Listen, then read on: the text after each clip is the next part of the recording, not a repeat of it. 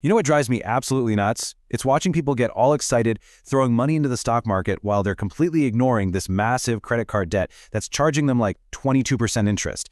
It is a recipe for financial disaster, but it is so common. So today, we're going to fix that. We're breaking down the exact step-by-step order you should be using to build real, lasting wealth. Let's get right into it. And yeah, this quote right here just perfectly nails the problem. So many of us are pouring our hard-earned money into the top of our financial bucket, stocks, crypto, whatever's hot. But at the same time, high-interest debt and not having any savings are just draining it all out from the bottom. It feels like you're hustling, you're working so hard, but you're just not getting anywhere. Okay, here's a number that should honestly be a little shocking. The median emergency savings for an American is just $500. That is less than a single car payment, less than one major appliance repair. That's a financial life lived right on the edge of a cliff, and it's the very first huge hole we have got to plug in that leaky bucket. So let's really talk about this leaky bucket problem. Let's dig into why the order of your financial decisions matters so much. Because getting it wrong doesn't just slow you down, it can actually actively set you way back. Think about it like this, okay? You would never obsess over fancy light fixtures or granite countertops if your house's foundation was literally crumbling, right? Of course not. But that's exactly what so many of us do with our finances. We chase the exciting high-return investments, those are the light fixtures, while totally ignoring the foundational cracks like debt and the leaking roof of having no emergency savings. The opportunity cost here is just massive. Okay, so how do we fix this? Well, we start by building a financial fortress. Now, I'll be honest, this isn't the most exciting part, but it is without a doubt the most critical. This is the part that protects everything else you're going to build on top of it. The very first layer of that fortress is your emergency fund. And what I love about this is the definition here. It's not just about having cash for a flat tire. It's a psychological safety net. It's the buffer that stops you from panic selling your stocks when the market tanks or racking up insane credit card debt just because your car suddenly broke down. It protects you from your own worst impulses. Now look, the idea of saving 3 to 6 months of your expenses, that can feel totally impossible, right? So let's just break it down into some manageable baby steps. First, just focus on getting that first $1,000. Sell some stuff, pick up extra shifts, whatever it takes.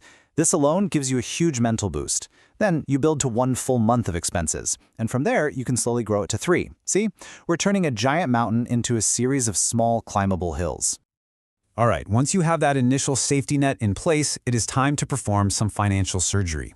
We need to go after the single most destructive force in your financial life, and that is high-interest debt.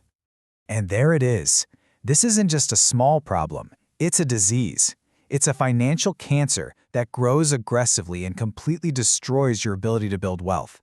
It compounds against you way faster than your investments could ever hope to compound for you.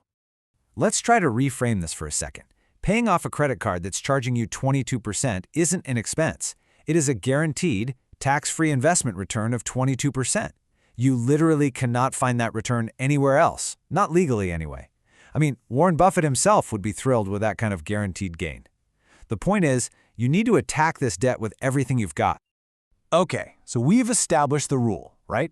Pay off all high-interest debt before you start seriously investing. But now we're going to talk about the one single powerful exception to that rule.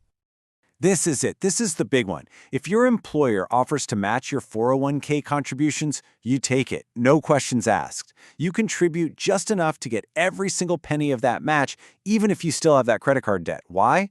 Well, the math is just way too good to ignore. Seriously, think about it. Your company is offering you an instant 50 or even 100% return on your money right off the bat. No investment in the world can compete with that. Not capturing your full match is literally like walking away from a pile of free money. So the order is this: build a starter emergency fund, then contribute just enough to get the full match, then you go back to completely destroying that high-interest debt. All right, your emergency fund is growing. Your financial cancer is gone. Now, and only now, do we get to enter what I like to call the tax optimization zone. This is where we start playing chess with the IRS, to let our money grow as efficiently as humanly possible. So the big decision here is choosing between a traditional and a Roth account. A traditional account, that gives you a tax break today, but you have to pay taxes when you take the money out in retirement. A Roth is the complete opposite. You pay the taxes now, but then all your withdrawals in retirement are completely tax-free. So what's the general rule of thumb? If you think your tax rate is lower now than it's going to be in retirement, you go with Roth. If you think it's higher now, you go with traditional. Simple as that. Now, for those of you who are eligible, there is a secret weapon in this zone. It's the Health Savings Account, or HSA. This might just be the single most powerful and underutilized investment vehicle in all of America. So what makes the HSA so incredible? It's this amazing triple tax advantage.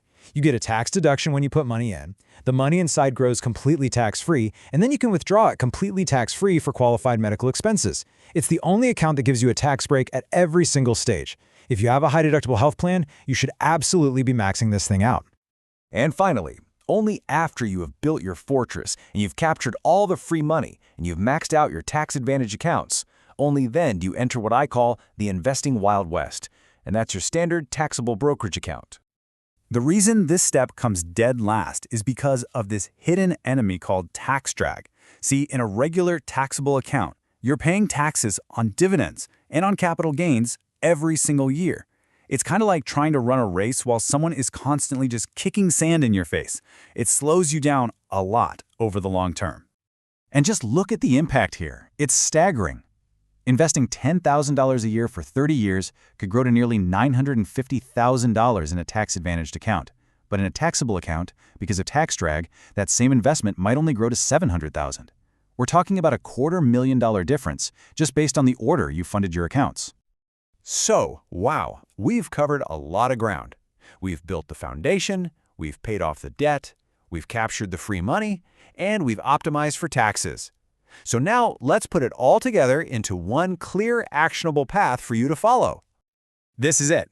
This is the playbook. Step 1, save $1,000. Step 2, get your full 401k match. Step 3, destroy all high-interest debt. Step 4, max out your tax-advantaged accounts like an IRA or an HSA. Step 5, go back and max out the rest of your 401k. And then, only after all of that is done, do you move on to Step 6, a taxable brokerage account. Following this order stops you from filling that leaky bucket, and I promise you, puts you on the fast track to building serious wealth. And that really brings us to the final and most crucial question, because it's not about what you know, it's about what you do. You now have the blueprint. You have the optimal path to building wealth. So take an honest look at your own finances. Are you on it?